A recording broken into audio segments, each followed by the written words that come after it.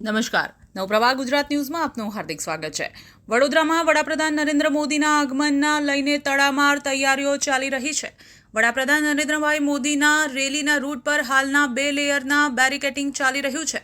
સાથે આખા રૂટ પર બોમ્બ સ્ક્વોડ, ડોગ સ્ક્વોડ સહિતની સુરક્ષા એજન્સીઓ સતત ચેકિંગ કરી રહી છે।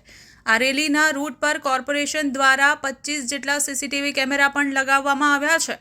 એરપોર્ટ સર્કલ પાસે વિશાળ પોસ્ટર લગાવવામાં આવ્યું છે, જેમાં વડોદરાની પવિત્ર ધરા પર હાર્દિક સ્વાગત છે તેવું લખવામાં આવ્યું છે અને ભવ્ય પોસ્ટરમાં વડાપ્રધાનના 2 મોટા ફોટો રાખવામાં આવ્યા છે। આ સાથે આખા રૂટ પર રંગરોગાન અને લાઇટિંગની વ્યવસ્થા કરવામાં આવી છે।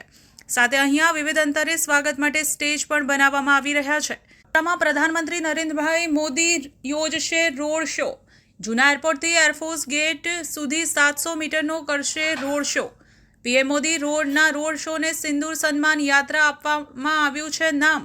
રોડ શોના રૂટ પર ઓપરેશન સિંદૂરના હોર્ડિંગ્સ લગાવાયા। 2 લેયરમાં બેરિકેડિંગ કરવામાં આવ્યું। 25થી વધુ સીસીટીવી કેમેરા લગાવી લોકો પર રખાશે બાજ નજર। રોડ શોના રૂટને તિરંગા કલરથી રંગવામાં આવી રહ્યો છે।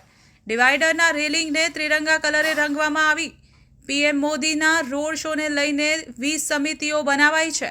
150 અધિકારીઓને જવાબદારી સોંપાઈ છે। સિંદૂર કલરની સાડીમાં 30,000 બહેનો પીએમ મોદીનું સન્માન અને સ્વાગત કરશે।